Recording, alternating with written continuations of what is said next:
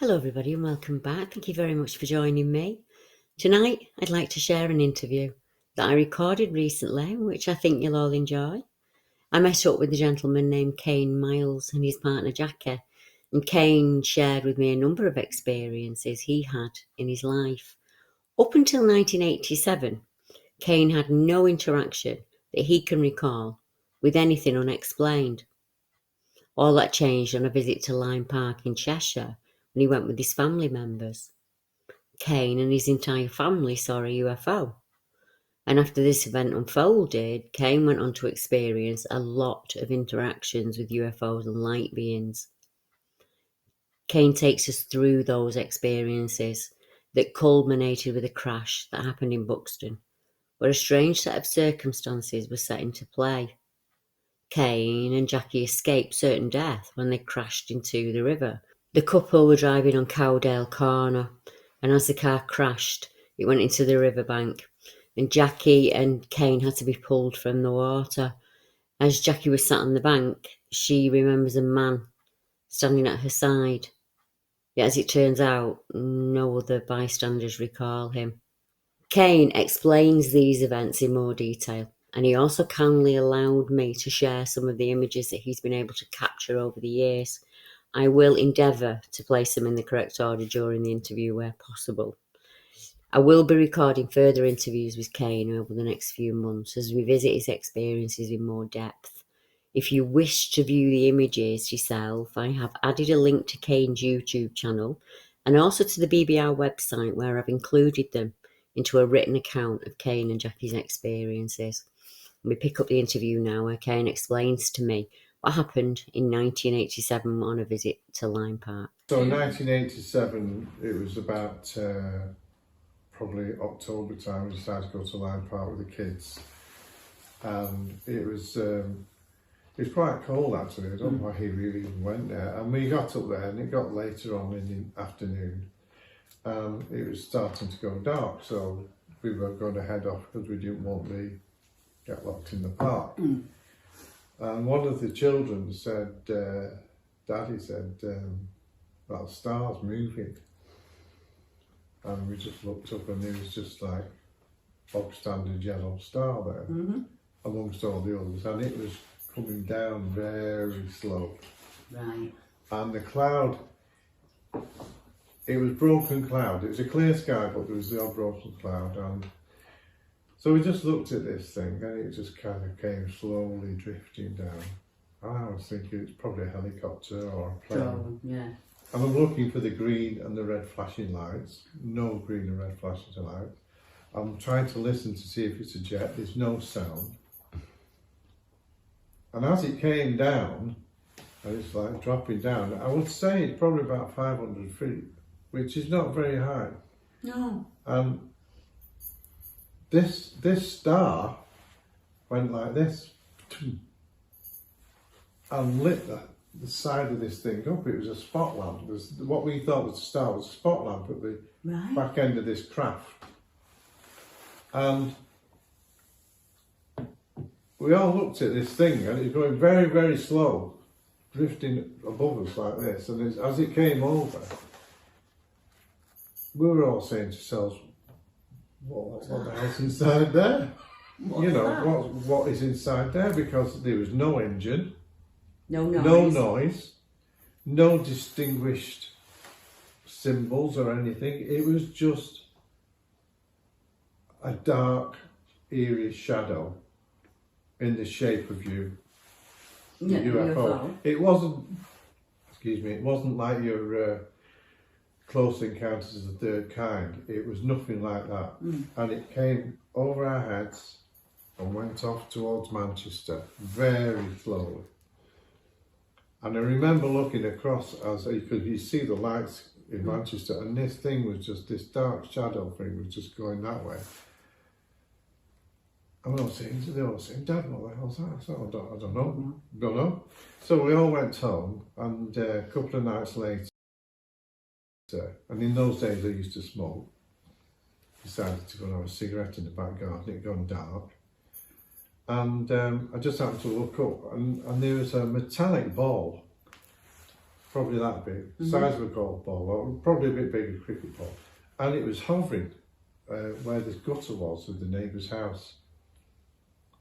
And I thought somebody was playing a trick on me. Are you with me? No, I get you. So this ball started coming down slowly towards where I was, came over the fence, and we'd lost some kittens the day before, and I had to bury them in the back, and it was hovering up with the hedges, and it was almost as if it was inspecting the back garden. I was just going to say, a definite flight. It was. I thought it was somebody with a laser. Right. You know what I mean? And it was definitely a metallic ball, and it was going in and out of the bushes and things, and then it stopped to where the kittens were, which was about 30 yards down the bottom, and it was just hovering above where the kittens were buried, and then boom, gone.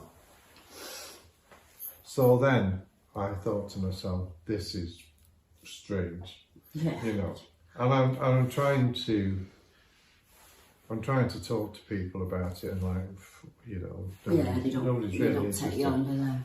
So at the weekend we went down into Stockport, and something in my head said, just go into WH Smith's, there's something in there that you need to see. And as I walked in, a book fell off the shelves, and it was a UFO book, and it was about some guy in the States who had written a book and had all these sightings. So I read the book. The guy was traumatised. Was it Travis Walton, by any chance? I've got the book over there if you want to see it afterwards. It was a guy called Ed Walters. Right. And it was the Gulf Breeze sightings in Florida, down in the Gulf of Mexico. And he was traumatised by the events, and it was a very interesting read. I totally believed the guy, and the images in the photographs were graphic, they were really good. However, I didn't see anything then until fast forward to 2009 we talked about. I think so, yeah, I think it was. But in the interim, that interim period between 1987 and 2009, I went through the fires of hell. Right. Because I felt like I was hearing these voices, I was getting precursory voices. You're seeing things? I was seeing things, and I was going to the doctors, and they're giving me these tricyclic drugs, they're giving me this, that and the other, and they said, well, and there's a stigma attached to it. Yeah, I was going to say that. Because if you're a contactee, there's something wrong with you. Yeah, that's the stigma. Why? You're not normal. Yeah. Because nobody wants to believe it's there. Some people do, but a lot of people don't. A lot of people are fear managed. Yeah. So I decided that I was going to. And I'd forgotten about UFOs for that period, because I was too busy trying to get my health in order. And I'd met Jackie in 2002, and I had no reason to think about UFOs and stuff like that. It had gone. Mm-hmm. And I bought a camcorder, and I was messing with this camcorder at work, and I happened to see this what I thought was helicopter, so I thought I'm going to try this camcorder and see how it goes. Yeah, so I zoomed into this thing, thinking it was a helicopter. So, and it was drifting over towards Manchester, and this was the picture I took. You can see it right there. Yeah, and that's the camera lens there. But that picture there, and when a UFO's flying slow, normally, they don't generally go straight like that, they're tilted. Right, which like is that. Exactly what that is like. They're like this, for some reason.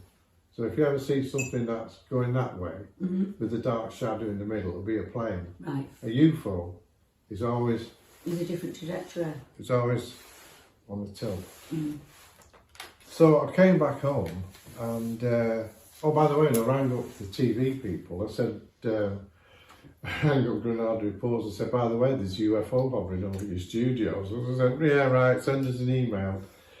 You know, so they poo-pooed it off. And so that was the second one I saw. And I was excited by this time. Yeah. I got a guy to build me a website. He built me a website called www.xmiles.co.uk, which is no longer running.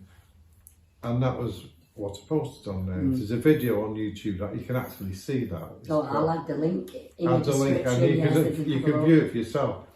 I'm not saying that that is a UFO. It is a definite anomaly though. It is an anomaly, yeah. It is. It's definitely an unidentified. Because in my eyes, I know what I think it is, and I definitely think that is a UFO, 100%. I would agree with you. It doesn't look like a bird. It's not a plane. It's not a hang glider. It's not anything. You could mistake it. So then we go to so the second one is the same time as 2009 sighting, which is this one. I know it's fading, it's terrible. We can see the actual film on YouTube of the I'll put that in for them so they can have a look. Now this was a time when there was no drones about. People hadn't invented drones. Before that, So it can't have been the drone, in my eyes. And I saw that was beautiful. That was the most beautiful UFO I've ever seen in my life. It was literally stunning. Piece of you never seen it, and the vibration from it was just wonderful. I wish I could see through your eyes now, so that I could see what it looked like. It was white. It was white body, and on the top it had a dark dome there, and it had black pyramid shapes at the front and one at the back. Yeah, I can see it. And then underneath there was two more black domes there.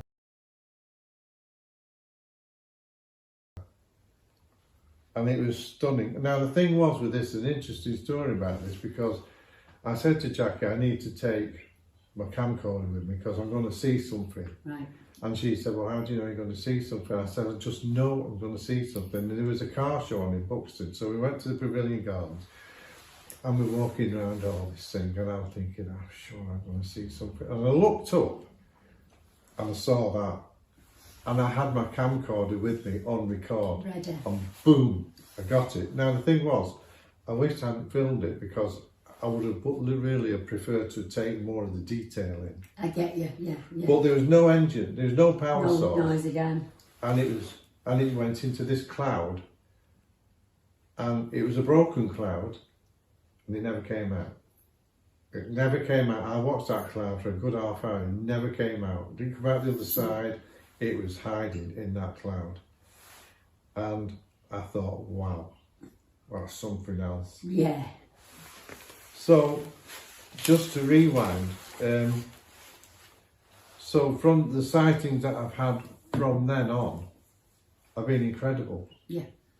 Now, I haven't got photographic evidence of the next one I'm going to tell you, but I have got the film in the kitchen, but I haven't got the camcorder to play the film. But I have got the film as proof. Yeah, I get it. Now this story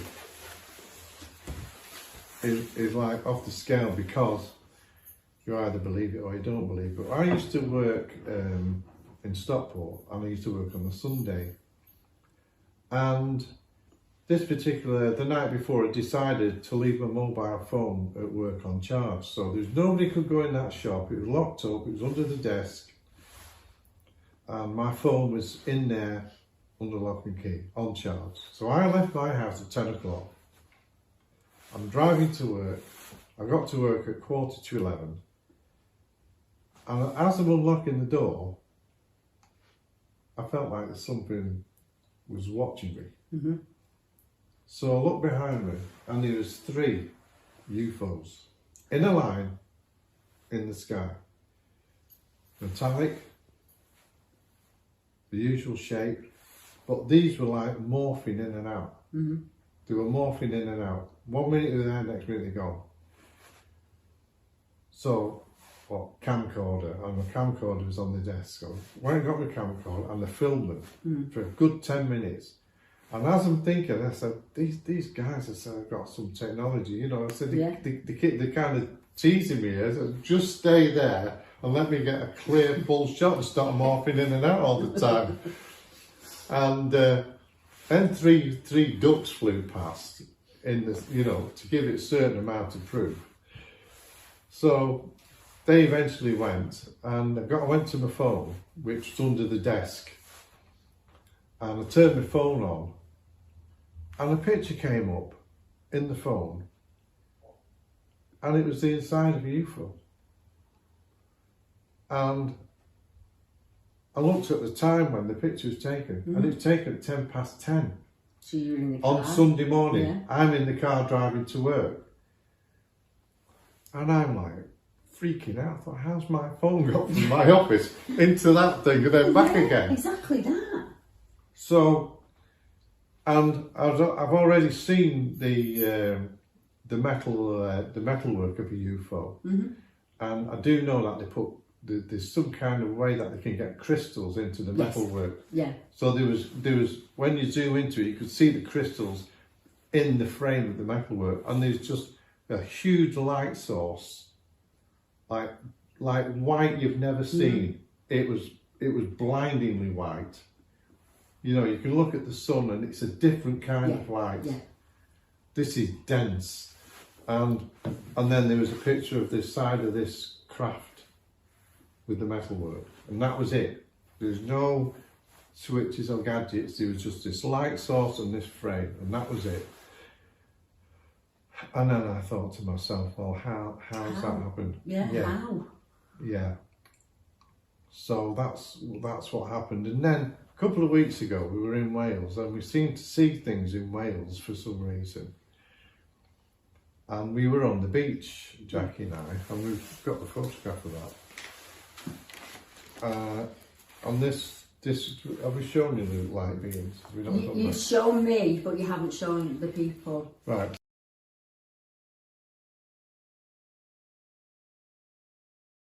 So, prepare yourselves.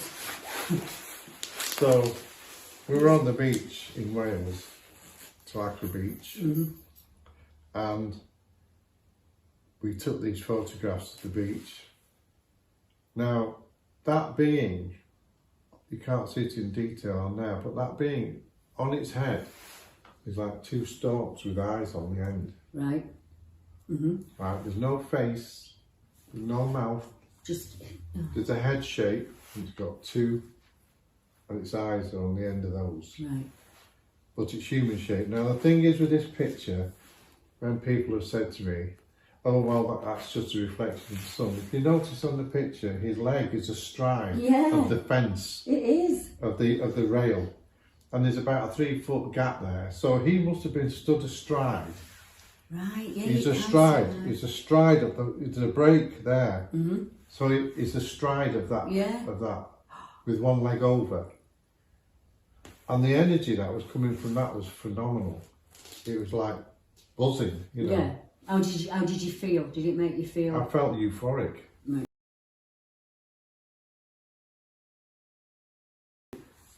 I felt absolutely euphoric. Not afraid at all. So no fear, no. It was almost as if I'd seen an angel. Yeah, I think maybe you did. Yeah. And it was incredible.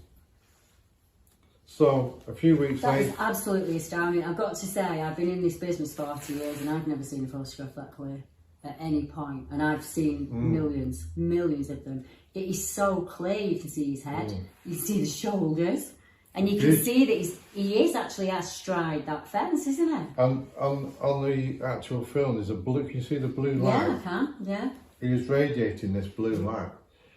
So we went back, Jackie and I, when we came home from our trip to Wales. We went back to Tlacre to try and to try and replicate it, to see if it was a reflection. Exactly. Yeah. So it's a horrible day. By the time we got there, we're going, oh God, it's. It puts it into perspective, though. When yeah. You see it like so that, that was me with my new anorak looking like an Eskimo. So we went back, and Jackie's just to the right of me. And I was trying to get a picture of me and the lighthouse Yeah. to get some kind of scale going on. And Jackie said, there's something hovering over the sea. Now, I didn't see what Jackie saw, but you described it as was it a square box?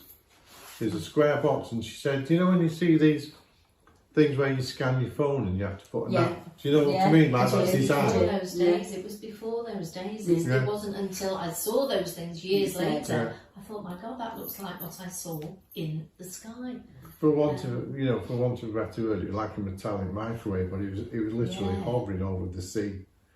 And it was fairly high up because you can see, I don't know if the audience can see in the detail, but I took these pictures and then it fired this energy out right across the sea and shot down its own tube. Yeah. You can actually see the line on there. I'll blow it up for people so they can see it better, but you can actually see the energy line on the bottom two photographs, and it's not there in the top two at all. No, because Jackie was telling me that it was over the sea at this point, you know, and it was incredible. So that turned up in Wales, and but like I say, I felt euphoric again. I mean, if it landed, I would happily walk up to it and not feel any fear from it. So it's almost as if it's like my family now. Yeah, I get you. Yeah. Are you with me? Yeah, you recognise the energy. Yeah. I'm not afraid of it, one iota. And then I told you about this was a fleet here. And it was almost, and these were spinning. You can see them there, yeah. It was spinning in a circle. And I was wondering whether or not this was going to be some kind of wormhole that was going to open up. And I managed to get 2 shots in there of that. But that was incredible to see that and catch that on film. Yeah. So just moving on a bit to where we're at the back of the house.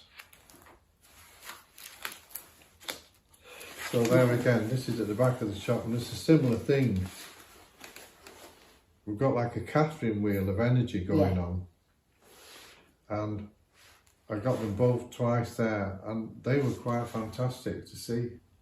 So they were going in a circular motion. Yeah, I've heard that so And many there was times. one in the middle that shot through it, and that was like a Catherine wheel. It just reminds me very much of what my husband talks about when he talks about the light that he saw. Very similar. It was the whitest white that we couldn't describe, and it was just hanging above them when they came to. And it had a peculiar movement. Mark can do it, I can never get it right. And then it just shot off. So what you're seeing heading to Manchester is heading our way. And then we kind of picked it up between there, shooting off to Winter Hill, which is made of granite and quartz. So I think that might have something to do with it. So then we come on to this one. Yeah. Which is a completely different story in itself, which I think we'll pick up so next time we have a meeting, Deborah. Definitely. Because that is a whole story in itself. This is a whole story in itself, but we can give the listeners a chance to look forward to something, because the story that comes after this is absolutely mind-blowing. Is that the one when you were in the car? No, I'm going to get onto that one now. Because that's mind-blowing. I don't know what he means when he's saying to me it's mind-blowing. I'm thinking, right, which one? Yeah. So this is the wreck of the car. This is the wreck of the car. So I'll just fast forward here, guys, and I had a dream on a Thursday night that I was in a car crash, and in the dream my left leg was trapped under the bulkhead of the car, and it was a really vivid dream. It was on a Thursday, and on the Friday I said to Jackie, I said, you know what, I said, this was 2003 in December, and it's actually 2 weeks off since our anniversary to the 2003 in December, and we decided, as Jackie said to me, so I said, look, this dream was so vivid, I need to go and see a psychic or something. I need to get some kind of confirmation that this is just a dream. Validation. A validation. I couldn't find anybody. So, on the Sunday, Jackie said, look, I really like to go for a drive, you know, I don't want to be stuck in the house. It was a winter's day. The roads were icy. Shouldn't have gone out really, it's stupid. But we went out, we went up to Castleton, and then we got to Castleton, there's not much going on there. So she said, let's make a trip to Bakewell. Yeah. So we went to Buxton, and we're going down through the forest there, and we got to a place called Cowdale Corner. Now, 2 days before, some people had been killed there. There had been a road accident, had gone through the wall and drowned in the river. And as we approached the bend, probably doing about 45 miles an hour, and I think at the time it's been reduced now to about 30 miles an hour, but I think the speed limit was higher than that at the time. So, but from memory, it was a long time ago, but the car went into a skid. Right. And from no reason, as it drifted, we hit a dry spot, and the wheel spun so quickly that it literally put my fist right through the window. Right. That hand there was smashed to smithereens there. See all the yeah, I can, yeah. We slid and hit the corner of this broken wall where these people were. So the car came down sideways, and the wall just went boom, and it came in 18 inches into the car. So I was sat in this wreckage. I was sat in that wreckage there, and the car spun into the river, and the two front wheels landed on the bank. Now, I knew I'd hurt myself. I didn't realise to what extent I'd hurt myself, but I'd got a double fractured pelvis, fractured spine, smashed on my hand. This was caked in glass. And in the dream, my left leg was trapped under the bulkhead where it was in the dream. And I was thinking, this isn't good, you know. So we were in the water, and it was freezing. And it went from chaos to quietness in seconds. So I'm sat in this car with water up to my waist, and it was quite deep. And all these lady soldiers appeared from out of the woods, from nowhere. And it was going dark from nowhere. Loads of them jumped into the water. I mean, these people are absolute heroes. The Territorial Army soldiers, women, on manoeuvres. This woman jumped into the water, grabbed Jackie, pulled her out of the car, got her on the bank. And next thing I hear a helicopter. Then we hear a fire engine. Then the police came. Within seconds. As I said, that's really quick, isn't it? Within seconds. And they had this machine, and they put a board on your back, strap you up. These huge hydraulic cutters cut the roof off the car. And I could hear this helicopter. I mean, I was thinking, I don't really want to go 60 feet up on a cradle, you know what I mean? I was in agony. So I'm all morphined up and everything. Jackie sat on the bank talking to this guy, who, for want of a better word, looked like a priest. Right. And I looked across at her, and then she's on her own, gone. So we got back to hospital. The following day, a policeman came in, and he said to me, the strangest things happened. He said, your crash happened at 2:15.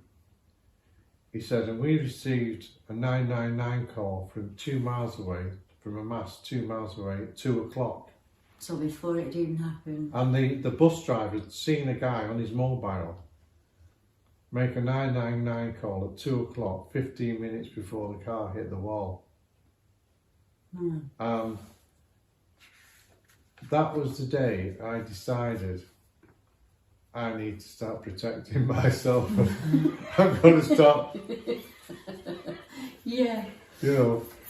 I think you were protected that day though, weren't you? You know? Yeah, and the thing is, when I was due to go when I went into the A&E, they said you're going to have your pelvis pinned. because it's split in two places, top to bottom. I said, no way I'm having my, I said, I'm not having it done. And this little voice said, don't have it done. And now, if I'd have had it done, I wouldn't have been able to have radiotherapy. Right. So you're clearly being looked after. So there was an angel around there. Mm. Yeah. There definitely was. When you look at this crash, I mean, I'll take a photograph of it so you can see it clearly. That car is smashed to smithereens. And I know you've come out with injuries, but you've both walked away from that, which is miraculous, isn't it? It doesn't end there, Deborah, because Jackie decided. Nothing ends there. Jackie decided this could happen again. So she got a company car through her business. I said, well, that's a German car. I said, let's stick with German because, you know. If it hadn't been a BMW, I think we'd have been. It would have been history, you know. Yeah. So we got this beautiful, Jackie got this beautiful Mercedes C-Class, black one.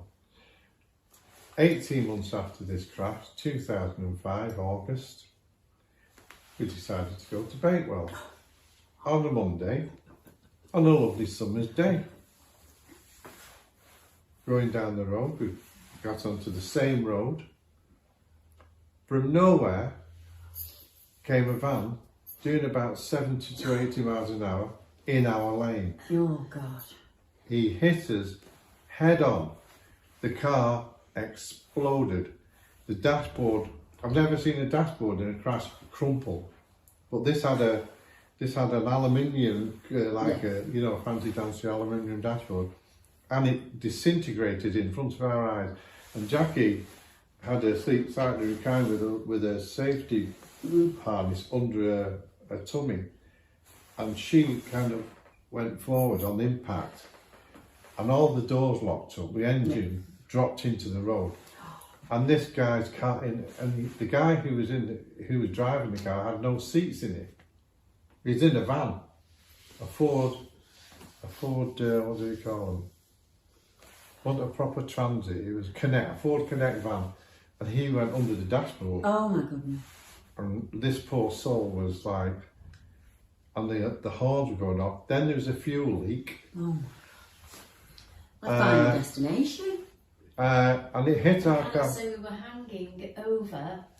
We were hanging over. Hanging over where the river is, where all that time before we'd been trapped. Couldn't get out because all the doors had locked up. There was leaking fuel. Jackie was in absolute agony. I was hurt. I got laceration of glass in my arm which had to be picked out. So that's where it ends there really. It's definitely somebody was trying to say to us, miracles do happen and angels do exist. And don't go to Bakewell. Don't go to Bakewell. And that's where maybe you'd like to pick it up next time. Yeah, because we've got another story about the angels. When I was 8, we lived in, probably the first time I was about 5 or 6, and we lived in Salford, and when you're a kid, you have the little kids slides, and you have the big teenager slides. And this was huge, this slide. And I, for some reason, was just naughty as a child. I didn't want to go down the slide, so I stepped out onto the edge. And I fell right down and smashed all the back of my head in, broke my nose. And Mum took me to the hospital, and I was absolutely fine. Absolutely fine. Happened again when I was about 7 or 8. I was sat on a wall next to... if anybody knows Salford Precinct, you know where I mean. There's a big roundabout, and it's very, very busy with cars, very busy. And I'm messing about on the wall, and I fell backwards and smashed my head on the road again. Not a car came past. Not a car. Really? I actually got up and walked home. Oh my God. Honest to God. And then it happened when it was 2006. Me and Mark had just got together then. And there was nothing that I could have hurt myself on in that garden. Really? Absolutely nothing. And down I went, I shattered this leg, this arm. There was a piece of rebar sticking out the ground, so I had to throw myself because it was going to go right into my head. I was out there about an hour and a half on my own, shouting for help, and nobody came. I had a look down. I knew there was something wrong with my arm, but but I didn't look down at my body. I had no pain. There was no pain there or anything. And I don't really remember much. I remember Mark finding me, and the dog, my arm had snapped like this, so this hand was that way. And I was able to lie it on the dog, which I know sounds absolutely awful, doesn't it? That accident was the best thing that ever happened to me. Wow. Because before that, I was very materialistic, very money driven. Work. That's all I ever did. And when I was off, I was telling the kids I was tired because I'd worked all week. When I had that accident, it put everything into perspective to me. They came into the ward on day 2, didn't they, and said, like, you're never going to walk again. I'm telling you now, you are never going to walk again. So they actually sent a psychiatrist in to speak to me, and she said it's quite normal. Depression is going to hit really badly, because you're not going to walk again. Oh, I was determined. I was determined, and then I was in a wheelchair for a long time, wasn't I? And I'd concentrate on getting my toes to move, just getting them to move, and then I was able to do that, and then and eventually I'm up and about on a stick now. But I think somebody saved me that day. I really do believe that something saved me, you know. You know yourself, it's so hard to explain. I always find it hard to explain things. There's not many people you know within yourself what. To have gone through what you've gone through and to be saved like that, so many other people. Yeah, you could have been swept away in the water. The fact that the ladies were there, the soldiers, is just incredible. Where did they come from? Yeah, exactly. That was incredible. Big thank you to them, by the way. If you're watching, if any of them are watching. They were massive for women. Yeah. They dragged me out, and I didn't want to get out, but they dragged me out. Did you see the man sat next to you? The man was stood next to me the whole time. He just appeared. I never even thought about him. He was just a man in black, very ordinary. There was a number of other couples that pulled up, you know, and came over, and they were talking to me, and I never thought anything of it. It wasn't until 6 months later when we went to thank the fire service, the police, and tried to get all the people that were on the bank that I remember on the right-hand side. Nobody remembers the man on the left-hand side. In fact, one lady said there wasn't anybody there. There wasn't anybody on the other side of you. Well, there was. The policeman said to me in hospital, the curious thing about it as well was because I had to have one of these things, and my foot was up there, and I'm looking down, and there's a piece of my leg missing, exactly where the dream was. There's a big wound in my leg, and it was exactly in the dream. And the policeman said, all the years I've been doing this job, I've never known anything like this. He said, but we've got witnesses. He said, how could he have known 15 minutes before? He said, because if you'd have been in that river any longer, you could have died. You couldn't, there wasn't a signal where we were. There wasn't a mobile signal available. So wherever he was in a signal area. Lots of things combined that day to keep you both safe, didn't it? And we will be back, and we'll give them a round 2, won't we? We'll pick this up and we'll share some more to come. Yeah. Thank you to everybody that's watching. You're welcome. As Mark turns us off. Bye-bye. Bye. I really enjoyed chatting with Caen and Jackie. It was a lovely afternoon, and I can't wait to repeat it.